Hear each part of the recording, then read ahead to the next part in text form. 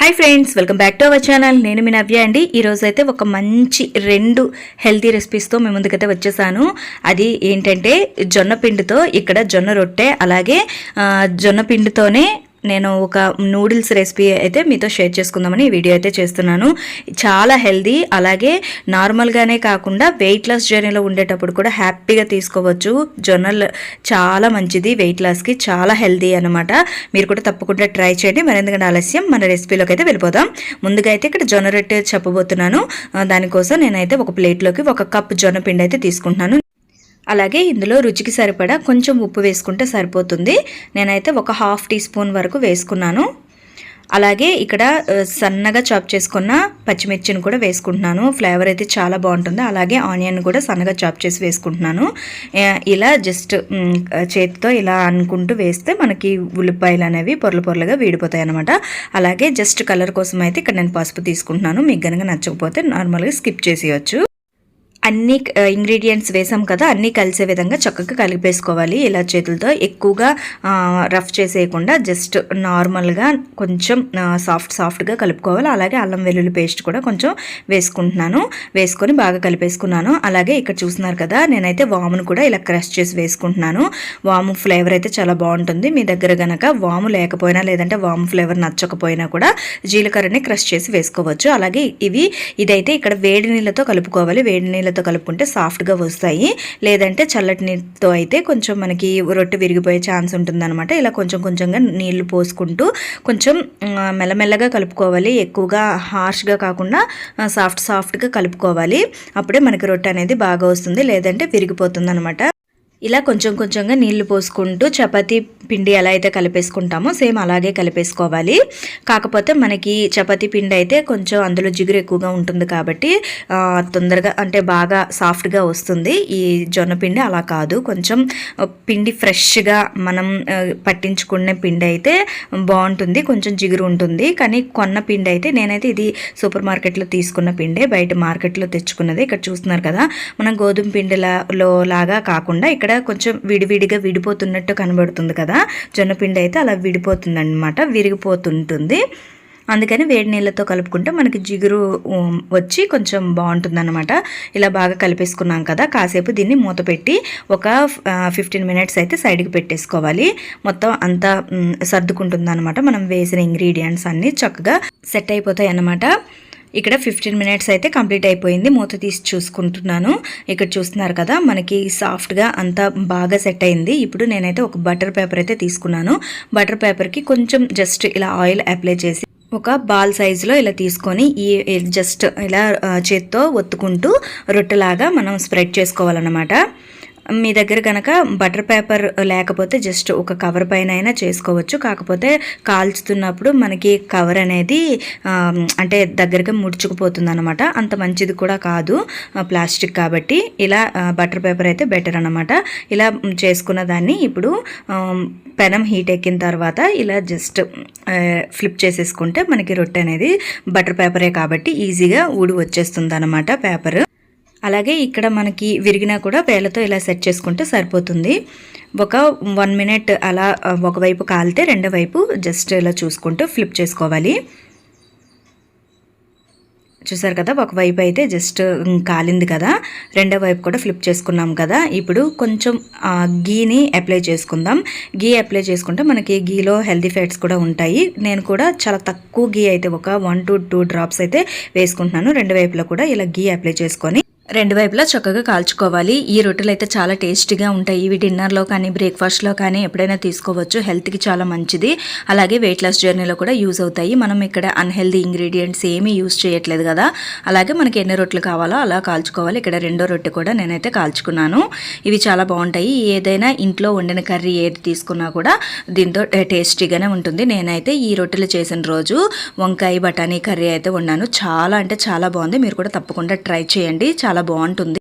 మన రొట్టెలు అయితే కాల్చుకున్నాం కదా, వేడివేడిగా సర్వ్ చేసుకుంటే చాలా బాగుంటాయి. కొంచెం చల్లపడితే అంత తినడానికి బాగోవన్నమాట. వేడివేడిగానే తీసుకోవాలి ఇవి. మరి ఎందుకంటే ఆలస్యం, మీరు కూడా తప్పకుండా ట్రై చేయండి. ట్రై చేసి ఎలా ఉందో నాకైతే షేర్ చేసుకోండి. ఇప్పుడు సెకండ్ రెసిపీలోకి అయితే వెళ్ళిపోదాం. ఇక్కడ మన సెకండ్ రెసిపీ వచ్చేసి నూడిల్స్ రెసిపీ అనమాట. నూడిల్స్ అంటే ఎవరికి ఇష్టం ఉండదు చెప్పండి. నాకైతే పర్సనల్గా చాలా ఇష్టం అనమాట. కానీ అన్హెల్దీగా తీసుకోవాలి అని అంటే చాలా భయం, మైదా ఉంటుంది కాబట్టి ఇలా హెల్దీగా ఇంట్లోనే చేసుకుంటే చాలా మంచిది. దానికోసం ఇక్కడ నేను ఒక ప్లేట్లో అయితే ఒక 1.5 కప్ వరకు తీసుకుంటున్నాను జొన్నపిండిని. ఈ జొన్నపిండిని అయితే నేనైతే ప్యాకెట్దే తీసుకున్నాను, బయట అంటే సూపర్ మార్కెట్స్లో దొరుకుతుంది. అలాగే ఇప్పుడు ఈ పిండిలో కొంచెం రుచికి సరిపడా ఉప్పు వేసుకుంటే సరిపోతుంది, ఇంకా ఏమీ వేసుకోవాల్సిన అవసరం లేదు. అలాగే వేడి నీళ్ళతో కలుపుకోవాలి. జొన్న పిండి ఎప్పుడైనా వేడి నీళ్ళతోనే కలుపుకోవాలి, అప్పుడే సాఫ్ట్గా వస్తుంది. లేదంటే మనకి విరిగిపోయే ఛాన్స్ ఉంటుందన్నమాట. నూడిల్స్ కానీ రొట్టె కానీ బాగా రావు. వేడి నీళ్ళతోనే కలుపుకోవాలి. ఇక్కడ నేనైతే కొంచెం ఎక్కువగానే వేడి చేసుకోవాలి. అలాంటి వేడి నీళ్ళు పోసుకొని కొంచెం కొంచెంగా వేసుకుంటూ ఇలా చపాతీ పిండి అయితే ఎలా కలిపేసుకుంటామో సేమ్ అలాగే కలిపేసుకోవాలి. ఇందులో నేను ఎటువంటి ఆయిల్ కానీ ఏమీ వేయలేదు, జస్ట్ వాటర్తోనే కలిపేసుకుంటున్నాను. మనం ఇంట్లోనే ఇలా ఈజీగా హ్యాపీగా చేసుకుని తినొచ్చు. బయట కొంటే ఏం కలుపుతారో ఏంటని మనకు భయం ఉంటుంది కదా. ఇక్కడ చూసారు కదా, నేనైతే ఇలా పిండిని అయితే కలిపేసుకున్నాను. ఇప్పుడు దీన్ని నేనైతే ఇక్కడ చూస్తున్నారు కదా, నా దగ్గర అయితే ఒక చిల్లుల ప్లేట్ ఉంది. దీనికి కొంచెం ఆయిల్ ఒక 2-3 డ్రాప్స్ వేసుకొని ఆయిల్ అప్లై చేసేసుకొని మనం ఇంట్లో అంటే జంతికలు అలా మురుకులు అలా చేసుకుంటారు కదా, ఆ మేకర్ ఉంటుంది కదా, అది ఉంటే మనం నూడిల్స్ అనేవి ఇలా జస్ట్ చేత్తో ఇలా ప్రెస్ చేస్తే అందులో అంటే ఆ మేకర్లో పెట్టేసి ప్రెస్ చేస్తే మనకి నూడిల్స్ అనేవి వచ్చేస్తాయి కదా. కాకపోతే నా దగ్గర అయితే పాతకాలం లాంటిది ఒకటి అయితే ఉంది, చూసి ఏమి భయపడొద్దు. ఎందుకంటే అప్పట్లోది ఇది అంటే చేయించింది అనమాట, చెక్కది, వుడ్ది. దీంట్లో నేనైతే పెట్టేసి జస్ట్ ఇక్కడ అంటుకోకుండా జస్ట్ లోపల కూడా ఆయిల్ అప్లై చేసుకుంటున్నాను.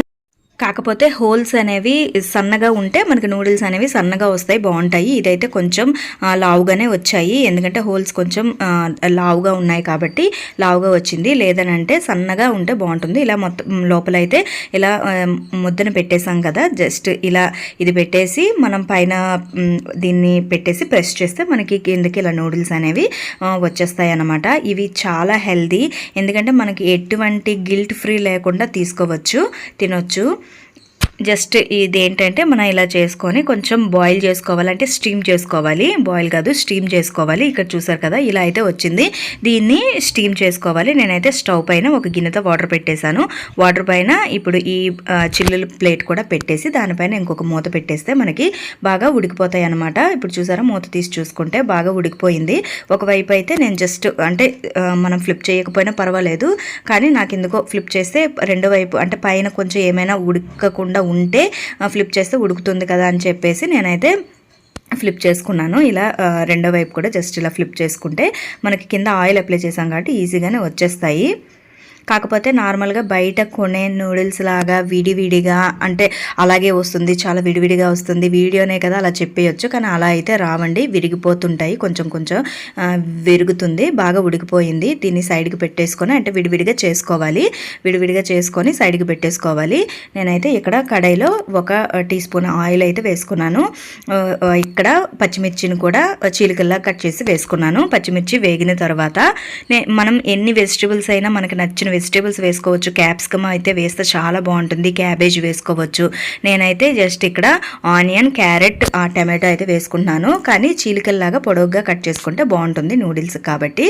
ఇలా ఆనియన్ వేగిన తర్వాత క్యారెట్ని కూడా నేనైతే పొడుగ్గా కట్ చేసుకున్నాను. మనకి నచ్చిన షేప్లో కట్ చేసుకోవచ్చు, అది మన ఇష్టం, మనకి ఎలా నచ్చుతుంది అనే దాని మీద డిపెండ్ అయి ఉంటుంది. ఇలాగే చేయాలని అయితే ఏమీ లేదు.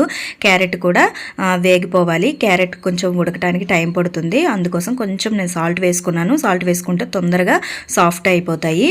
అలాగే టమాటోని కూడా సన్నగా చాప్ చేసి పెట్టుకున్నాను, టమాటోని కూడా వేసుకుంటున్నాను. టమాటో నచ్చకపోతే మీరు స్కిప్ చేయొచ్చు. ఇక్కడ జస్ట్ ఎక్కువగా వెజిటబుల్స్ లేవని నేను చేసిన రోజైతే ఎక్కువగా వెజిటబుల్స్ లేవు ఇంట్లో, అందుకని చెప్పేసి టమాటోని కూడా వేసుకున్నాను. ఇప్పుడు కాసేపు మూత పెట్టేసుకుంటే బాగా ఉడికిపోతాయి. మూత తీసి చూసుకుందాం. 5 మినిట్స్ అయితే అయ్యింది.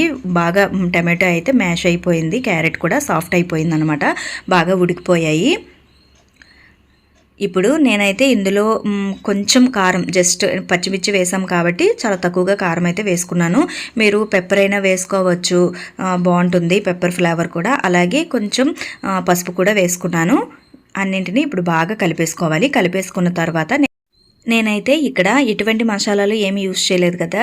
ఇక్కడ మ్యాగీ మసాలా అయితే ఎందుకో కొంచెం వేస్తే బాగుంటుంది అని అనిపించింది. ఇప్పి మ్యాగీ ఉంటుంది కదా, అదైనా లేదంటే మ్యాగీ మసాలా అయినా ఏదైనా వేసుకోవచ్చు. కానీ మసాలాలు ఎంత ఎక్కువగా అవాయిడ్ చేస్తే అంత మంచిది. నేనైతే కొంచెంగానే వేసుకున్నాను. గరం మసాలా అయినా వేసుకోవచ్చు, చికెన్ మసాలా అయినా వేసుకోవచ్చు. ఇక్కడ నూడిల్స్ అయితే చూసారు కదా, నేనైతే ఇలా విడివిడిగా చేశాను. ఇలా విరిగిపోతాయి, విరిగిపోకుండా లాంగ్ మైదాతో చేసినవి కావు కదా, అలా అయితే రావు. ఇక్కడ నూడిల్స్ కూడా కొంచెం లావుగా ఉన్నాయి కదా, సన్నగా హోల్ అనేది సన్నగా ఉంటే సన్నగా వస్తాయి. మనకి బయట దొరుకుతూ ఉంటాయి కదా మేకర్స్ అనేవి, మనకి మురుగులు చేసుకోవటానికి, జంతికలు చేసుకోవటానికి మేకర్స్ దొరుకుతాయి కదా, సిల్వర్ ఉంటాయి, అలాగే ఇత్తడివి ఉంటాయి. అలా తీసుకుంటే కనుక బాగుంటుంది. నేనైతే ఈసారి తీసుకుందాం అనుకుంటున్నాను. ఇత్తడి చాలా బాగుంటాయి, అవి సన్నగా వస్తే మనకు నచ్చిన షేపులు కూడా ఉంటాయి. ఇప్పుడు మన నూడిల్స్ అయితే ప్రిపేర్ అయిపోయింది కదా. ఇప్పుడు ఒక సర్వింగ్ ప్లేట్లోకి తీసుకొని వేడివేడిగా, అంటే ఇక్కడ ఎటువంటి సాసులు కానీ ఏమి యూజ్ చేయలేదు. మీకు కనుక సోయా సాస్ ఏమైనా కావాలంటే వేసుకోవచ్చు. అలాగే ఇక్కడ సన్నగా చాప్ చేసుకుని ఆనియన్ కూడా వేసుకొని తింటే క్రంచీగా చాలా అంటే చాలా బాగుంటుంది.